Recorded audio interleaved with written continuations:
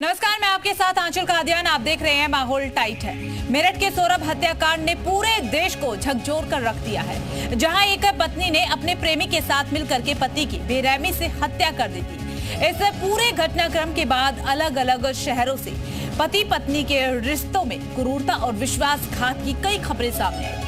कहीं पर पति पर पत्नी को प्रताड़ित करने के आरोप लगे तो कहीं अवैध संबंधों के चलते हिंसा की घटनाएं उजागर हुई है। आए दिन ऐसे ही मामले सामने आने लगे, जिनमें कि दाम्पत्य जीवन में संवाद, विश्वास और सम्मान की कमी को दर्शाते हुए समाज में बढ़ती ऐसी घटनाओं को पर ये सोचने पर मजबूर कर रही हैं कि आखिर शादी के रिश्ते में संवेदनशीलता और नैतिकता को बनाए रखने के लिए पति पत्नी को सामूहिक रूप से क्या कुछ कदम अब उठाने चाहिए। आज इसी मुद्दे पर हम चर्चा करेंगे, लेकिन सबसे पहले आपको एक स्पेशल रिपोर्ट दिखाते हैं। सौरभ हत्याकांड के बाद अलग अलग शहरों से पत्नियों के अत्याचार के किस्से सामने आ रहे हैं। पत्नियों के खौफ का आलम यह है कि डरे और घबराए पति पुलिस की चौखट पर सुरक्षा की गुहार लगा रहे हैं। बांदा के गिरवा थाना क्षेत्र के रहने वाले जगबंदन पाठक ने पुलिस से अपनी पत्नी की क्रूरता की कहानी बयां की। जगबंदन पाठक को डर है कि मेरठ के सौरभ राजपूत की तरह उनके भी 30 टुकड़े किए जा सकते हैं। दरअसल जगबंदन पाठक का आरोप है पत्नी का जालौन के रहने वाले एक दबंग किस्म के व्यक्ति से अवैध संबंध है। इतना ही नहीं, पत्नी ने प्रेमी के नाम के कई टैटू गुदवा रखे हैं। पीड़ित पति का कहना है कि इस पर जब उन्होंने आपत्ति दर्ज की तो पत्नी ने सीधी धमकी देते हुए कहा कि मेरठ में सौरभ के 15 टुकड़े किए गए थे, इसी तरह तुम्हारे 30 टुकड़े कर देंगे। एसपी साहब के यहाँ दरखास्त देने आया हूँ, क्योंकि मारने पीटने की धमकी दे रही है। कहती है जिस तरह मेरठ में ड्रम में कतर 15 टुकड़े किया है, तुम्हारे 30 टुकड़े करूँगा, मेरा कुछ नहीं बिगाड़ ले। पीड़ित जगबंदन पाठक ने यह भी दावा किया कि पत्नी और प्रेमी जमीन बेचकर पैसे हड़पना चाहते हैं। फिलहाल पीड़ित पति ने एसपी से सुरक्षा की गुहार लगाई। दिया गया गिरवा थाना से संबंधित है, पारिवारिक इनका आपसी रंजिश चल रही है, तो इसी को देख के एसएचओ गिरवा को निर्देशित किया गया कि निष्पक्ष जांच करते हैं, जो विधिक कार्रवाई उचित बनती है उसको करें और जो भी सच्चाई सामने आएगी उसके अनुसार ही कार्रवाई की जाए। रायबरेली में मेरठ जैसा मामला सामने आया है। यहाँ रूबी नाम की महिला ने प्रेमी के साथ मिलकर पति की हत्या कर दी। हत्या से पहले पत्नी और प्रेमी ने मर्डर का प्लान बनाया और उसे अंजाम तक पहुंचाया। दरअसल 3 दिन पहले रायबरेली के मालिनपुरवा इलाके में पूर्व बीडीएस मनीष सैनी का शव गेहूं के खेत में मिला था। शव के कुछ ही दूरी पर मनीष सैनी की ससुराल है। पुलिस ने हत्याकांड की पड़ताल की तो मेरठ की मुस्कान जैसे मामले का खुलासा हुआ। में जो हत्या करने वाले हैं वो मृतक मनीष सैनी की पत्नी है रूबी और रूबी का प्रेमी है सुनील कोरी। इन दोनों ने मिलकर उसकी हत्या करी। उसको पहले उसके घर से बुलवाया, अपने मायके में बुलवाया लड़की ने, महिला ने, और अपने प्रेमी को पीछे से बुलवाया और फिर उसकी गोली मारकर इन्होंने हत्या कर दी और खेत में शव को फेंक दिया। दावा है कि मनीष सैनी की पत्नी रूबी का गांव के ही रहने वाले सुनील कोरी से अवैध संबंध थे, लिहाजा मनीष को रास्ते से हटाने के लिए रूबी और सुनील ने मर्डर की साजिश रची। साजिश के तहत रूबी मायके में भंडारे के आयोजन में शामिल होने की बात कहकर अपने मायके पहुंची और भंडारे वाले दिन पति और प्रेमी दोनों को बुलाया। भंडारे के वक्त रूबी और उसका प्रेमी लापता हुए तो पति मनीष सैनी ने उन्हें ढूंढने की कोशिश की। इस दौरान दोनों आपत्तिजनक हालत में मिले। ये देखकर जब मनीष ने विरोध किया तो प्लान के मुताबिक प्रेमी सुनील ने तमंचे से गोली मारकर उसकी हत्या कर दी और वहीं तड़पता छोड़कर वापस भंडारे में शामिल हो गए। जांच पड़ताल में हत्या का खुलासा हुआ तो पुलिस ने आरोपी रूबी और उसके प्रेमी को गिरफ्तार कर जेल भेज दिया है। नोएडा में एक इंजीनियर पति ने इंजीनियर पत्नी पर पहले हथौड़े से वार किया और जब वो बेहोश हो गई तो गला रेतकर उसकी हत्या कर दी। वारदात की जानकारी मृतका के बेटे ने पुलिस को दी। पुलिस ने जब आरोपी पति से पूछताछ की तो हत्या के पीछे अवैध संबंध की कहानी सामने आई। दरअसल आरोपी पति को अपनी पत्नी पर शक था। पुलिस के सामने कबूलनामे में पति का कहना है कि पत्नी अधिकांश समय फोन पर किसी से बात करती थी, जिसको लेकर आए दिन दोनों में विवाद होता था। वारदात वाले दिन भी दोनों के बीच विवाद हुआ था, लिहाजा गुस्से में हथौड़े से मारकर पत्नी को मौत के घाट उतार दिया। फर्रुखाबाद की कहानी थोड़ी अलग है। यहाँ पत्नी के अवैध संबंध होने पर पति ने प्रेमी से ही उसकी शादी करवा दी। दरअसल पटियाली के रहने वाले राहुल की शादी वैष्णवी से साल 2023 में हुई थी, लेकिन शादी के कुछ समय बाद ही दोनों के बीच लड़ाई झगड़े शुरू हो गए। इस दौरान वैष्णवी का गांव के ही मनोज से प्रेम प्रसंग शुरू हो गया। जब इसकी जानकारी पति राहुल को हुई तो उसने पहले पत्नी से तलाक लिया और फिर हंसी खुशी प्रेमी से कोर्ट में शादी करवा ली। ब्यूरो रिपोर्ट, जी मीडिया। और चलिए इसी पर चर्चा करने के लिए हमारे साथ कुछ खास मेहमान जुड़ चुके हैं। माननीय श्रीवास्तव मनोवैज्ञानिक के तौर पर हमारे साथ जुड़ी हुई है, डॉक्टर प्रभात दीक्षित महिला अधिकार कार्यकर्ता के तौर पर हमारे साथ जुड़े हैं। इसी के साथ मृणाल वोखलू पुरुष अधिकार कार्यकर्ता के साथ तौर पर हमारे साथ जुड़े हुए, तुषार श्रीवास्तव लखनऊ से जी मीडिया संवाददाता और रामानुज देहरादून से हमारे साथ जुड़े हैं। तो आप सभी का जी उत्तर प्रदेश उत्तराखंड के इस मंच पर स्वागत। और शुरुआत जो है वो हम लखनऊ से करना चाहेंगे। तुषार, आपके पास आते हो, जिस तरीके से तमाम ये घटनाएं सामने आ रही है, आपके आसपास आपके पीछे में तमाम महिलाओं की मौजूदगी देख पा रही है, उनकी क्या कुछ राय है, उनका क्या कुछ कहना है, एक बार जान लीजिए। बहुत दूर मत जाओ, यहीं रहो, बस शुरू हो गया। बिल्कुल, देखिए कई इस तरह की घटनाएं सामने आई। इस पर बात करने के लिए हमारे साथ कई लोग मौजूद हैं, कई महिलाएं मौजूद हैं, उनसे बात करते हैं। मैम, जिस तरह से तमाम जगह घटनाएं सामने आई कि पत्नी अपने बॉयफ्रेंड के लिए हस्बैंड की हत्या करा दी, कई जगह हस्बैंड ने अपनी पत्नी की हत्या करा दी, क्या कहेंगे? ये क्या ट्रेंड चल रहा है नया? ये ट्रेंड तो हम तो ये कहेंगे कि आजकल की शिक्षा बच्चों को किधर ले जा रही है हमें नहीं पता चल रहा। बच्चे पेरेंट्स से बिल्कुल अलग रहना चाह रहे हैं और लिव इन और ये सब रिलेशन में रह के और गलत कदम, लड़कियां भी जॉब कर रही, सब कर रही, इंडिपेंडेंट हो रही हैं, लड़के भी हो रहे हैं, तो उनका ये हो रहा है कि हम कुछ भी कर सकते हैं। और कुछ में ये हो रहा है कि वो लोग गलत रास्ता, कुछ बच्चे गलत करते हैं, उस पर यहाँ तक पहुँच जा रहे हैं कि मर्डर की नौबत आ जा रही है। जो हस्बैंड कर रहा है वही वाइफ कर रही है, तो बराबर का रेशियो चल रहा है। जो हमें मतलब कहीं ना कहीं हमारे एजुकेशन को भी हम इसमें वो करेंगे, कुछ हमारा समाज भी इसमें सहयोगी है। अभी नीले ड्रम की एक कहानी आपने सुना होगा, जिस तरह से मेरठ में एक घटना हुई, उसको किस तरह से देखती हैं? क्योंकि इसके बाद लगातार घटनाएं हो रही हैं। फर्रुखाबाद में भी इस तरह घटना है कि पत्नी ने पति की 30 टुकड़े करने की धमकी दे डाली है। इसमें अब पति पत्नी का रिश्ता आजकल बहुत खराब हो गया है किसी पे विश्वास नहीं रह गया है और आजकल ये सब बहुत ज़्यादा होने लगा है। लोग ड्रम देख के भागने लगे हैं। क्या वजह है कि दोनों के रिश्तों में इतनी खटास होती जा रही है? जहाँ तक ये बात है कि खटास होती जा रही है, तो शायद शिक्षा का जो पैटर्न है, जो हम बराबरी की जो मांग कर रहे हैं, तो जो स्त्रियां सोचती हैं कि जो है जो पुरुष कर सकते हैं वो हम भी कर सकते हैं। इससे पहले भी एक किस्सा हुआ था जहाँ एक लड़के ने अपनी प्रेमिका के 22 टुकड़े करके जगह जगह डिस्पोज किया था और वन अनदर डे वो एक हिस्सा जो है डिस्पोज करा था। तो शायद उस चीज़ को ही दिमाग में रख के कि अगर वो कर सकते हैं तो हम भी कर सकते हैं। तो ये एक लिबर्टी का या स्वतंत्रता का जो शायद पेरेंट्स भी देते ही अपने बच्चों को, उसका गलत उपयोग है अपनी शिक्षा का और अपनी स्वतंत्रता का। ऐसा नहीं कि इस तरह घटनाएं सिर्फ बच्चों में ही देखने को मिली है, जिनके 2-2 बच्चे हैं उनकी भी इस तरह घटनाएं सामने कई देखने को मिली कि पत्नियों ने पति की हत्या करवा दी या फिर पति ने पत्नी की हत्या करवा दी। देखिए, इसमें हमको लगता है कि परिवार के संस्कारों में कमी है। पहले जॉइंट फैमिली होती थी, बड़े लोग रहते थे तो ऊंच नीच सब लोग बताते थे। हम लोगों को भी शिक्षा दी जाती थी कि हाँ हस्बैंड हैं तो उनको मान सम्मान दिया जाए, लेकिन अब सब कुछ बराबरी का हो रहा है और सब ये है कि सब कमा रहे हैं, लड़की भी कमा रही है, लड़का भी कमा रहा है, तो कोई किसी को कम नहीं समझता है। अपने एक्स्ट्रा मैरिटल अफेयर कई जगह देखने को मिला। इसकी एक बड़ी वजह रही कि जो इस तरह घटनाएं सामने आई हैं, इसको किस तरह से रोका जाए या किस तरह से इस पर बात होनी चाहिए? इसके लिए जब भी आप शादी, पेरेंट्स जो है जब बच्चों की शादी करते हैं तो उनसे पहले कंफर्म कर लें कि उनको रिश्ता पसंद है कि नहीं। अगर नहीं पसंद है तो वो ये सब सिचुएशन आने के पहले ही वो अलग हो जाएं, मतलब उनसे पूछे बिना शादी नहीं करना। दूसरा क्या है ना कि शिक्षा के अलावा पेरेंट्स क्या होता है कि बेटी हो या बेटा हो, दोनों को समझाएं कि हाँ आपको एडजस्ट करके रहना है। मतलब ये बहुत ज़रूरी है आपकी लाइफ में। आप एजुकेटेड है ये तो अच्छी बात है, बट आपका बेटा हो या बेटी हो, आप दोनों को सामंजस्य बना के रहना है। तो ये फर्रुखाबाद में किस तरह घटना सामने आई जहां पर सास ने अपने दामाद की शादी दूसरी लड़की से करा दी? हाँ, पर सोशल मीडिया इन सब चीज़ों के लिए काफ़ी जिम्मेदार है। सोशल मीडिया ने चीज़ें ख़राब कर रखी हैं, तो हम अवेयर हमें होना चाहिए और अच्छी चीजें एक्सेप्ट करनी चाहिए, खराब चीजें नहीं, दूसरे के देखा देखी गलत चीजें ठीक है, तुषार लौटेंगे आपके पास। कई बातें जो हैं वो बेहद ही महत्वपूर्ण कही गई कि सामंजस्य बैठाना जरूरी है, सोशल मीडिया को भी जिम्मेदार कुछ जो महिलाएं हैं वो बता रही हैं। रामानुज, आपके पास आते हुए आपके आसपास भी लोगों की मौजूदगी नजर आ रही है, उनका क्या कुछ मानना है?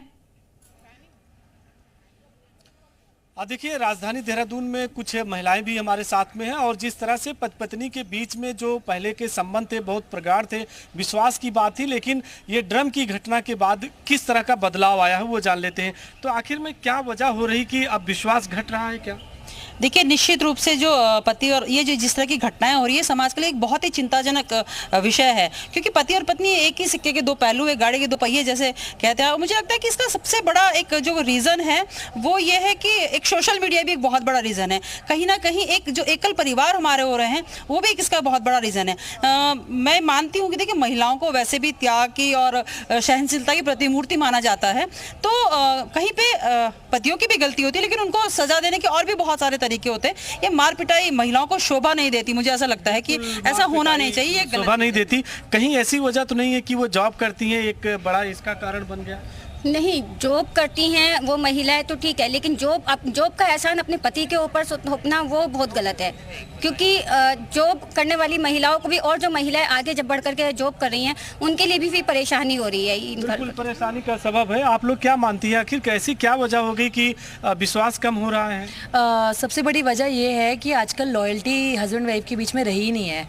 शादी के बाद हस्बैंड का मनोरंजन जब तक हो रहा है अपनी बीवी से तब तक ठीक है, या बीवी का हस्बैंड से हो रहा है तब तक ठीक है, उसके बाद हस्बैंड कहीं और वाइफ कहीं और। तो ये जो हम वेस्टर्न कल्चर अपना रहे हैं, जो आजकल जो वेस्टर्न कल्चर हम अपना रहे हैं, और जो रशियंस आप देख रहे हैं वृंदावन आके अपना हमारा कल्चर अपना रहे हैं, तो ये चेंजेस बहुत मैटर रखते हैं जो रिलेशनशिप में ये सब चीजें पैदा कर रहे हैं। तो आप बताइए कि आखिर में ऐसी क्या वजह हो गई है कि जानलेवा हमला तक हो गया, एक दूसरे की हत्या हो रही है, करने की ऐसी बात आ रही है? आजकल नवयुवकों में सबसे बड़ी बात तो देखने को मिलती है, चाहे पत्नी हो चाहे पति हो, फ्रस्ट्रेशन की भावना बहुत है।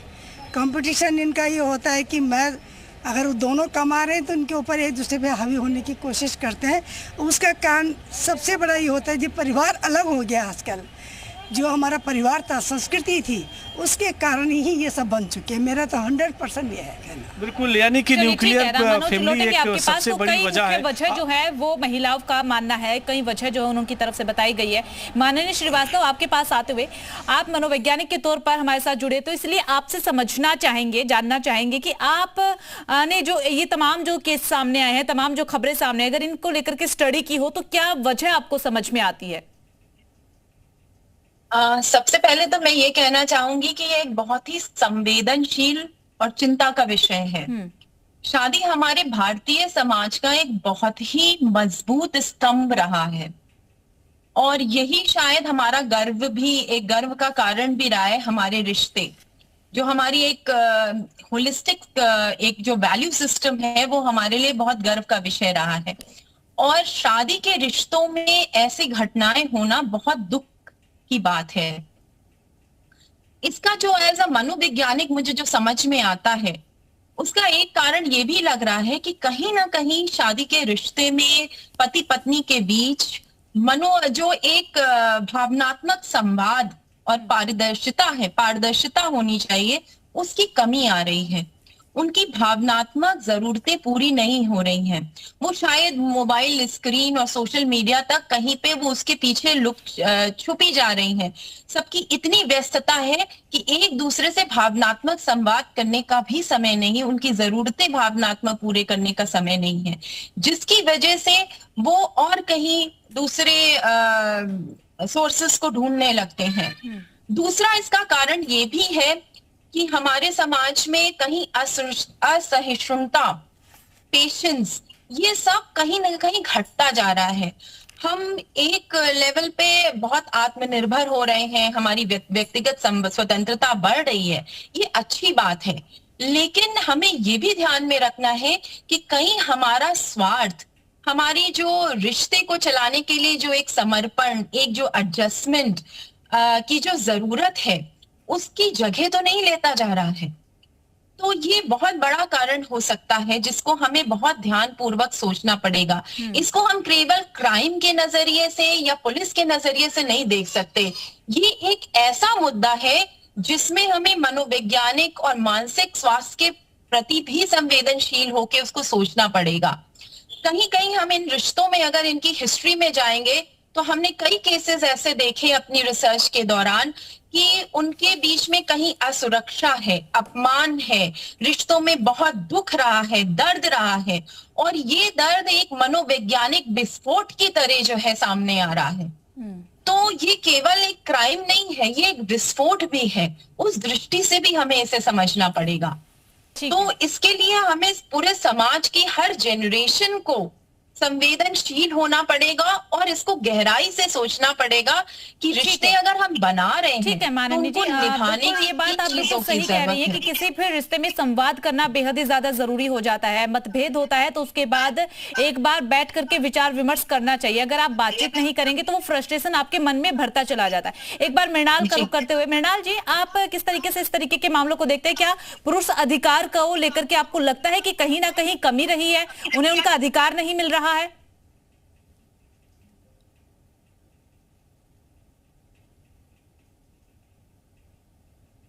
मृणाल जी, क्या आपको आवाज मिल पा रही है? चलिए ठीक है, उन तक आवाज नहीं पहुंच पा रही, उनसे संपर्क करने की कोशिश करेंगे। तब तक प्रभात दीक्षित की क्या राय है वो जान लेते हैं।